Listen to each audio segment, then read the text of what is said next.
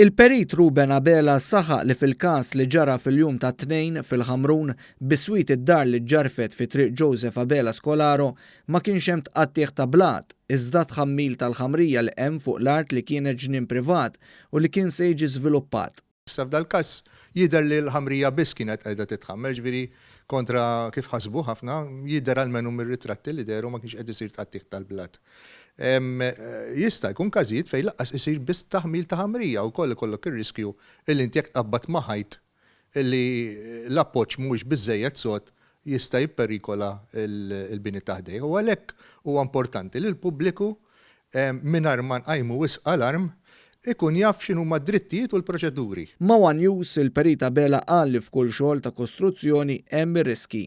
Mingħajr ma qatt jidħol fil-każ tal-Ħamrun, il-perit saħaq fuq l-importanza li jsiru l-ispezzjonijiet fid-djar tal-madwar fejn se jsiru x-xogħlijiet qabel ma jibda il-proġett. Qabel ma jsir ix-xogħol, dak il-perit li huwa responsabbli għal din supervizjoni irid jagħmel spezzjoni fil-binijiet tal-madwar u joħroġ dak li ngħidulu Condition Assessment Report. Il-perit Abela qal li f'każ li l-ispezzjonijiet ma jsirux, persuna li biswit dara hemm min qed jagħmel xogħol ta' kostruzzjoni għandha tirrapporta minnu fih l-Uffiċċju Regolamenti tal-Bini magħruf bħala il-BRO. Mistoqsi dwar l-infurzar tal-liġi, il-perit Abela qal li jeħtieġ iżjed responsabilità minn min jaqla xiekol mis-settur. Tista' tagħmel librerija sħiħa ta' regoli. Jekk m'hemmx responsabilità jew m'hemmx ħeġġa li kull min huwa involut fis-settur josserva dawn ir-regoli għal punta u l-virgola, inutli tagħmel reġiment ta' pulizija u ta' nfurzar li tipprova tinforza dawk ir-regoli. Intant l-Assoċjazzjoni tal-Iżviluppaturi Maltin sostniet li t-traġedja li seħħet fil-Ħamrun se ġiet evitata li kieku dawk kollha responsabbli assiguraw li jimxu ma' regolamenti eżistenti, l-etika professjonali u l-infurzar.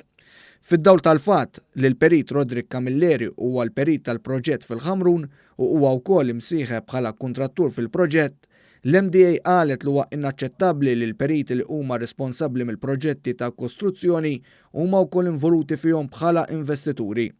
Ma' dan is-sentiment qabel ukoll il-perit Abela li kwota l-kodiċi tal-etika tal-Kamra tal-Periti. Il-kodiċi ta' etika tal-periti inti ma tistax tkun żviluppatur u perit fuq l-istess proġett inti stess. Ġifieri fejn tara li jista' jkun hemm konflitt ta' interess, inti għandek twarrab minn dik ir-responsabilità u jidħol xi ħadd ieħor flokok. Intant fi stqarrija l-MDA sejħet lil dawk kollha responsabbli biex mingħajr ebda dewmien jassiguraw li dawk kollha responsabbli għal dan l-inċident traġiku jinżammu responsabbli u jaffaċċjaw il-konsegwenzi.